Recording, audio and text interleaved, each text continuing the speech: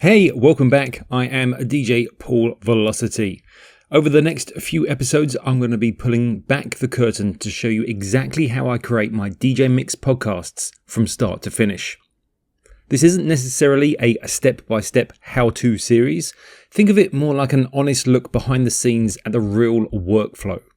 Every episode will cover a different stage of the process, and I'll be dropping top tips along the way that can help you tighten up your workflow, improve your audio quality, and save you time and money. We're going to be starting right at the beginning, which is step 1, sourcing music. So the platform where I find most of my music is going to be Traxsource. Beatport is absolutely massive, and I'm sure most of you already know about it. SoundCloud is another one that I dip into occasionally. SoundCloud, it can be brilliant for finding unusual remixes, unreleased tracks, and things that are just a little bit quirky and weird.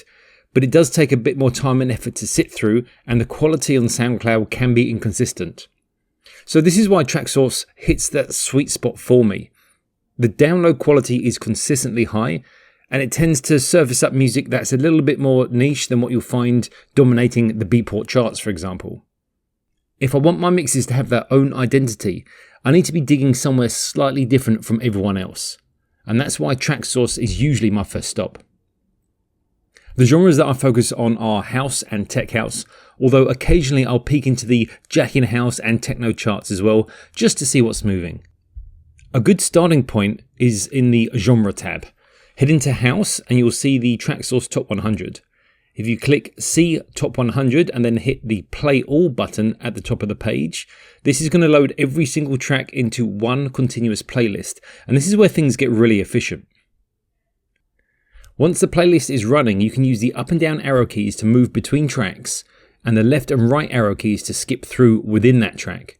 You can then press the C key to add any track directly to your cart, and that's it. 3 keys. And just with those 3 keys, you can preview 20-30 tracks in just a few minutes. It's an incredibly fast way to work through a large pool of music. One thing worth noting though about the Top 100 is it's popular for a reason. Those tracks are getting a lot of plays across a lot of mixes. If the Top 100 is your only source, you're going to sound like everyone else. So I would say use it as a starting point, but make sure it is not your only stop. So this is the part that I really want to highlight because I think it's genuinely underused. Under the Featured tab on Traxsource, there's a section called Hidden Gems. These are hand-curated playlists put together by the Traxsource team that cover each genre. The house playlist typically has around 25 tracks, and the quality of the curation is excellent. If you go and click Play All, then you are back into that same workflow from earlier, using the arrow keys to navigate and then pressing C to add anything to your cart that stands out to your ear. Some of my favourite tracks over the years have come from Hidden Gems, and it's where you find the stuff that's brilliant but hasn't quite broken into the mainstream charts yet. And if you're not using it, you should really start. When you press C to add a track, it goes straight into your shopping cart. But here's the thing, adding it to the cart doesn't mean that you're buying it right away necessarily. The cart works brilliantly as a bookmarking tool. By the end of a session, going through the Top 100 and Hidden Gems, you might have around 25 to 30 tracks sitting in your cart. Now that's fine, but the next step is to review them again with fresh ears. So come back a few hours later, or even maybe the next day, and then add them to a playlist and let them play through in one go. You'll naturally start cutting out the ones that don't necessarily hold up on a second listen. So my mixes run to about an hour in length, which typically means around 15 tracks. So what I'm trying to do is distill those 30 in my cart down to the best 15. Another great way to use the playlist is to have it run in the background whilst you're doing something else.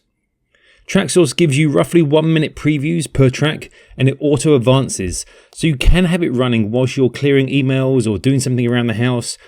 And then whenever something catches your ear, walk on over to your laptop, press C, add it to your cart, and then carry on. You don't need to necessarily sit and focus solidly for 2 hours going through and previewing each track. You can just let that music come to you. Traxsource lets you create multiple named carts, and this feature is something that I use constantly.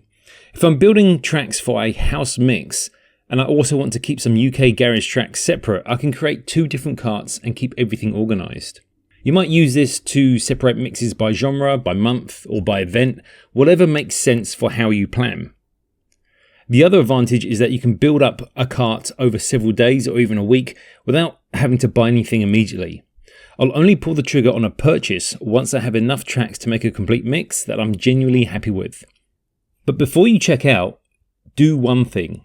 Go to the Traxsource homepage. More often than not, there's a promo code sitting front and center on that page. On a purchase of around 15 tracks, that code can save you around 20%, and it takes just 10 seconds to check it, and it soon adds up over time. Make a note of the code before you head to the checkout. Once you've made your purchase, download your tracks one by one. It keeps things deliberate and makes it easy to confirm everything has downloaded correctly. After that, you can move everything out of your downloads folder and into a dedicated music folder on your machine. From there, you can drag your new tracks into Serato or whatever else it is that you're using and start building your set list. Keep your folder structure consistent and back everything up. Losing a set of purchased tracks is a pain that you can easily avoid. So that's how I source music for my mixes. Traxsource as my main platform, the keyboard shortcut workflow for fast previewing, hidden gems for finding tracks that are a little bit different, and custom carts to keep everything organized before I buy. In the next episode, we're going to be moving on to step 2, arranging tracks and building the flow of the mix. If you've got any questions, drop them in the comments, and if this is useful, hit subscribe so you don't miss the rest of this series. I'll see you in the next one.